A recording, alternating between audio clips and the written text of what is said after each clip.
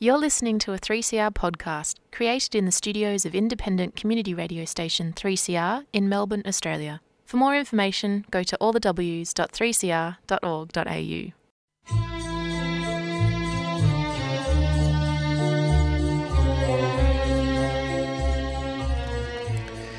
Sabah al-Khair, good morning dear listeners. You're listening to Radio 3CR on 855 AM and Palestine Remembered with Robert Martin, Nasser Mashni and Yusuf Ahmed al-Rimawi.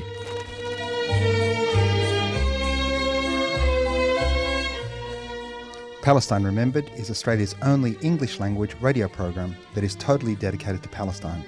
We'd like to welcome those listening on 855 and those that will join us on podcast at 3cr.org.au.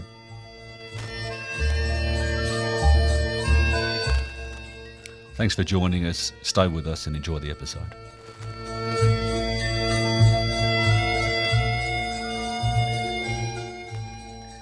Good morning, listeners, and welcome to another episode of Palestine Remembered. I'm joining you from hot and humid Darwin, where I flew in yesterday and had such a great event with the crew up here in a very far central bit of this continent. And anyone that wants to experience what life might be like in a sauna should come up here during the rainy season. Certainly I felt 5 different levels of temperature, but such a warm embrace from Palestinians, Australian Palestinians, supporters of Palestine, the Islamic community, Indigenous community. Really, really wonderful event last night, and we're packed with events today and a rally tomorrow. So if you're in the Northern Territory, go to Northern Territorians for Palestine, their Facebook page, and make sure you find out what's going on and come and join us, come and meet with us, and we'll look forward to seeing you. But another week of pain in Palestine. Before that, I'm going to just share a personal story. Yesterday was the 17th anniversary of the passing of my late and dear father, a man who came to Australia as a refugee, stateless, without connection, without family, without possibly hope, but as a Palestinian anywhere, if you put us somewhere for long enough, we establish roots and build a life. And it's been 17 years since Dad's passed, and there hasn't been a day where we haven't thought of him or missed him or dreamt and wished that he would be with us. Cruelly, we talk about all of the costs that Israel genocide perpetuates on Palestinians. But one of them that I only articulated in my mind last night as I lay in bed drifting off was that as much as I've missed my father and dreamt that he could be around to see our work, to see his children, to see his grandchildren grow into the beautiful and amazing Palestinian men and women that they are becoming, that as much as I wished for him to be here and see this, that every day I've missed him, that I'm in fact not sad that he's not here, not having to bear witness to it. That as intolerable as Sabra and Shatila was in the invasion in Lebanon in 1982, in the First Intifada, the Second Intifada, the betrayal of Oslo, the assassination of Abu Shahad, that in fact this would have been too much for my father, as it's too much for so many of us. So another thing that Israel has robbed Palestinians of is the wish that their family might be with them. And so we miss you, Dad, Ali Yarhamak. If we don't see a free Palestine, our children will, and if not them, their children. None of us will ever give up until Palestine is free from the river to the sea. I'm joined by the brilliant Michaela, who is panelling for me today. We'll be speaking to a special guest from New South Wales, from Sydney, and Sarah will be telling us about her action. So, Michaela, thanks so very much for your help. They are a fantastic supporter of Palestine. During the week, Australia continued to disappoint Palestinians. Anthony Albanese and his government had a couple of opportunities to change things. The Greens introduced a motion about ending Australia's support for this genocide. Albo and Dutton joined forces and voted against that. We had a chance to restore UNRWA funding, which we didn't. Interestingly, overnight, the European Commission has restored $54 million of urgent funding. So we're again in the wrong side of history. The Australian Defence Forces have sent more troops to fight the Houthis. The Houthis, who proudly, having suffered a genocidal campaign themselves, aided and abetted by the French and the British and US imperial interests that have armed the UAE and Saudi Arabia to bomb Yemen, killing and displacing hundreds of thousands of people. The Australian Defence Forces felt it was necessary to send an increased presence to stop the Houthis doing what they are supposed to do, what every country is supposed to do, and that is to stop and do whatever they can to stop this genocide. And if all those three things weren't enough, Australia allowed Albert Systems, a company that is absolutely neck deep, and neck deep might not even be deep enough, deeper than neck deep in the genocide in Palestine, a $917 million contract to work within our defence forces. Just absolutely sickening. One of the things that we know there's going to be an impact, there's going to be a cost to the Labor government, and whenever that next federal election is. And I'm heartened by a dear friend of Palestine, though some of his stances on Syria haven't been great, but George Galloway has been re-elected as a Member of Parliament in the UK, smashing the Labor Party person who ended up withdrawing, and he won that town and he campaigned heavily on Palestine, proving yet again that Palestine's a vote winner. I'm not sure when these people are going to get that.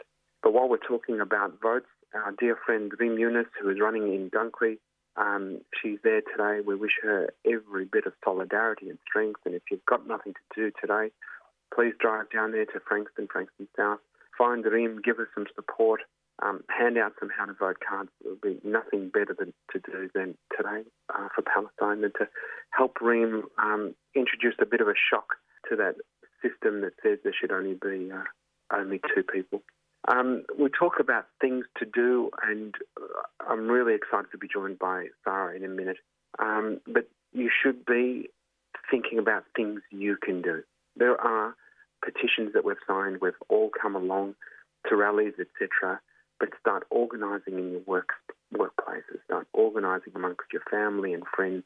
We need to be doing things that impact the system, and in particular, the military-industrial system. The HTA crew closed the plant on Monday and Friday this past week, aided and abetted by so many different people. So if you're not part of the HTA crew, please find them. Heat Treatment Australia, the grandfather of the current owner, heat treating steel for lawnmowers. I mean, I can't imagine he ever thought that he'd be participating in the genocide in Gaza by heat treating metal that ends up in F-35 fighters, jets that are dropping 2-ton bombs on refugees. So get along to the HTA action. We need to disrupt Albert and this military industrial complex that is killing people all over the world, not just in Palestine, all over the world. And one of the best things you can do is help participate in that. So please look them up, organise strikes, work within your crew, and really let's make sure we make a huge impact on these armament traders. And when the time comes to vote, let's make sure your vote's smart. Stay tuned. Michaela's queued up a song for us. Absolutely. This is a song called Justice by the band Tutad. They're brothers from Syria, Hassan and Rami Nakle. And it's a Syrian rock band from Ajal Shams in the Golan Heights. You're listening to Palestine Remembered with Nasa Mashni.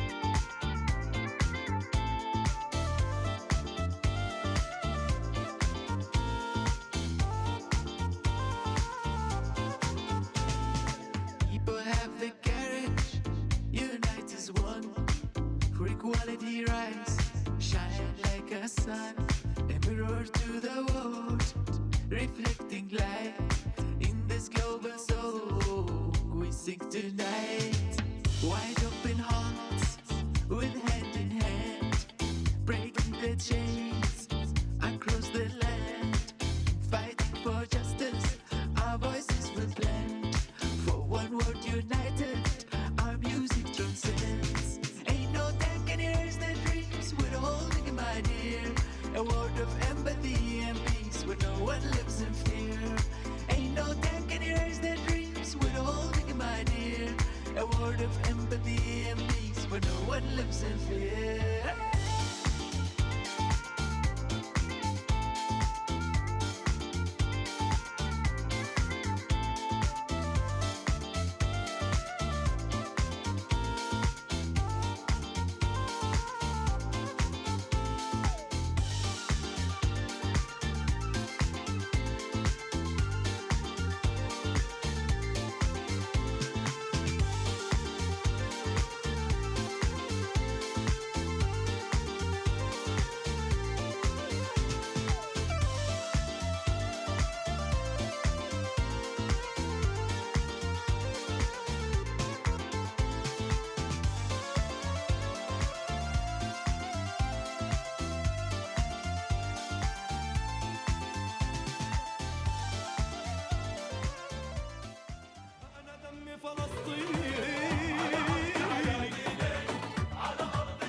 What's taking place in Palestine is horrendous. The people of Gaza, who have survived ethnic cleansing, 3 wars and a 16-year siege, are now facing the biggest attacks ever mounted against them. This will only stop if governments like ours demand that it stop. Here are some ways that you can keep yourself informed and involved. Listen in to Palestine Remembered every Saturday morning at 9:30am or listen to the podcast. Join the APAN mailing list at apan.org.au for updates, news about actions you can get involved in and where you can donate to provide humanitarian assistance. Listen to other news and current affairs programs on 3CR that also cover Palestine. The oppression of the Palestinian people has been going on for 75 years. It has to stop. You can be part of making that happen by staying informed and active. APAN is a proud supporter of 3CR. G'day, my name is Margie Thorpe. You are listening to 3CR Community Radio 855 on your dial.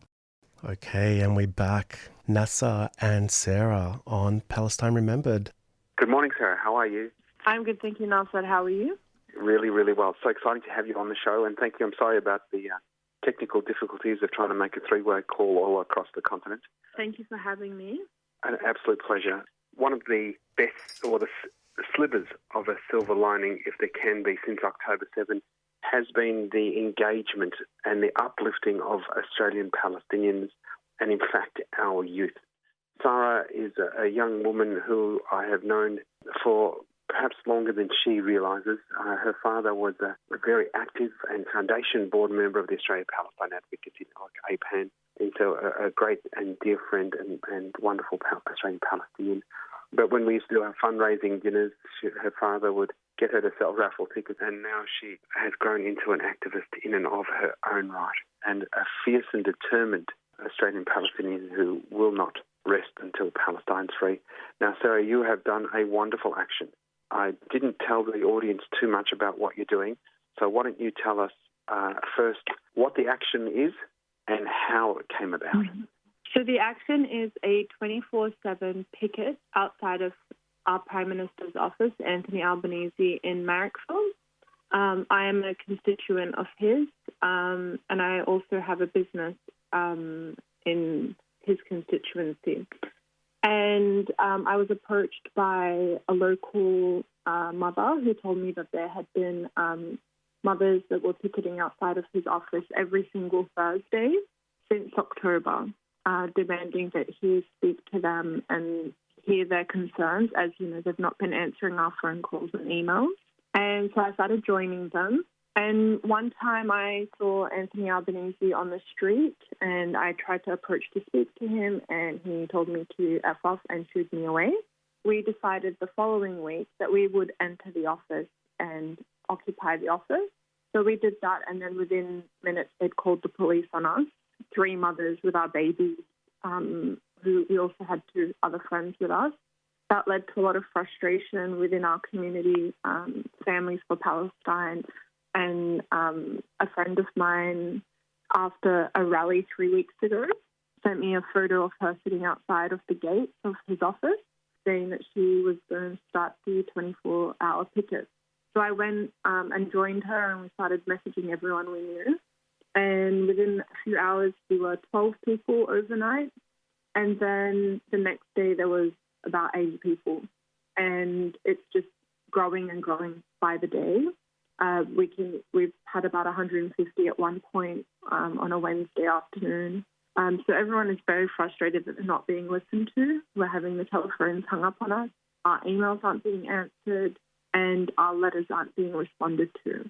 So this was our next step, is if they're not going to listen to us, then we're going to remind them that we're prepared to put our lives on hold and wait for a response from our Prime Minister, who is meant to be our leader. And not just your leader. I mean, you're a resident, you're a local constituent, you've got a business in the area, you're an employer. I mean, he's not just our Prime Minister, he's actually your local member, and his job is to engage with his local constituents. Exactly. That's major frustration of ours. A lot of the people that are attending the picket are the people that voted for him. I, as a constituent who also is Palestinian, am finding it very frustrating that he's not listening or prepared to even meet with us or have his staff. They're just gaslighting us every time with questions, something that we're hearing statements being made, or just denying that Australia has any involvement or complicity in the genocide of the Palestinian people. Well, there's no question we're complicit, no question. So how many people generally are sleeping overnight? Dozens? There's about 15 to 20 people. Great. Sometimes, we have quieter nights, but usually we are in large numbers for our safety as well, and just to ensure that there is a sense of community that is around everyone that's staying overnight. And the crew that's with you, Sarah, are they mostly Palestinian? Or? We do have lots of Palestinians, but it's people from all different communities, all different walks of life. There are lots of families with little children, older children. There's just everybody. Everyone's coming together. There's such a large sense of community. People are coming up to us saying, we've been crying and frustrated at home. It's been amazing to come and meet like-minded people. Over 3 weeks, people have met and made new friendships, people to speak to about what's going on. We've had a lot of the Green senators come and speak to us and give us talks and inspire us and motivate us to keep going. It's really so heartening. And one thing I've noticed about our rallies and the work we've been doing for the past, now 146 days is just how ecumenical our space is. Increasingly, we're getting, not just people from Swana, but, Anglo-Saxons, Indigenous crew who have always been amongst our most staunch followers. And if you haven't, on Instagram, Black Fellows for Palestine, Black Fellows for Palestine, the wonderful Indigenous crew that have put together such wonderful solidarity for us. But what are you asking for? When are you going to leave? Well, we have very basic demands. We want our Prime Minister to call for an immediate and permanent ceasefire and know his weak statement is not enough. We want him to reinstate the funding for UNRWA. We want him to end all diplomatic and military ties with Israel.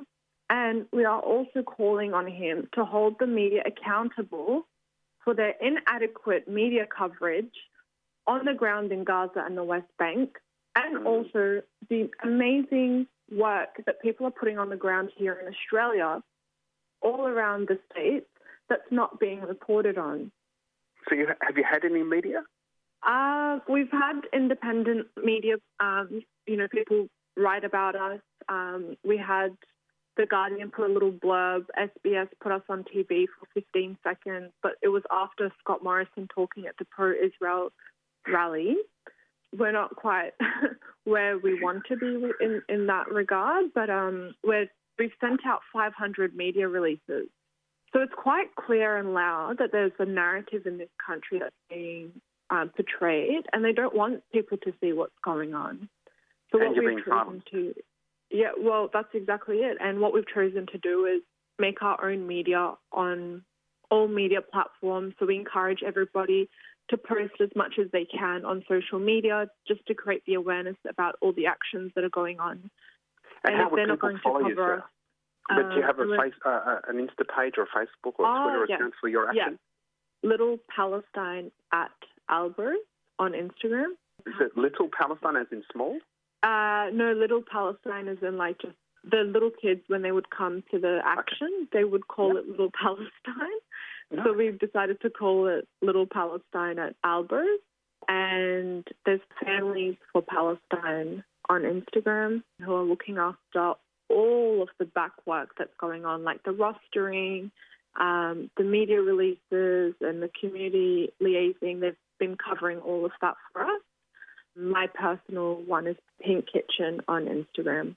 The people that come down for a visit and their messages to Prime Minister Albanese and the media. And there's so many people that have been so creative in making content and posting it. Sensational. Thanks so much, Sarah, and all power to you and your crew, and keep it up. We're so very proud of you. Thank you so much. And just a call out to anyone who wants to get involved. We actually have people that have come to visit us from Byron this weekend, and people that have come down from Melbourne for the picket. So anyone that wants to come and join and take some shifts, we are waiting to hear from them. Fantastic. Thanks so much, Sarah. Thank you, Martha. Thank you.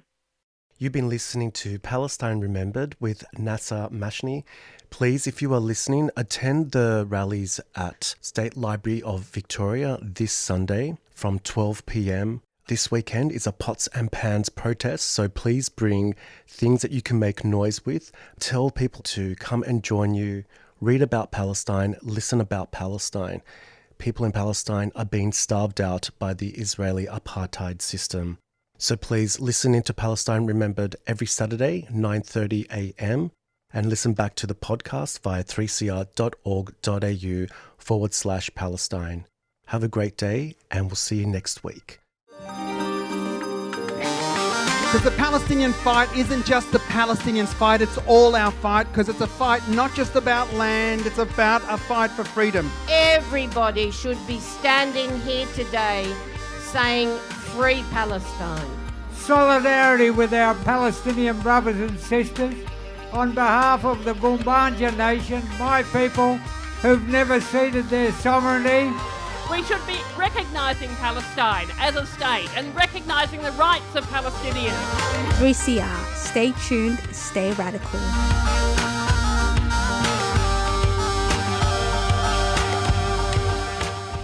You've been listening to a 3CR podcast produced in the studios of independent community radio station 3CR in Melbourne, Australia. For more information, go to allthews.3cr.org.au.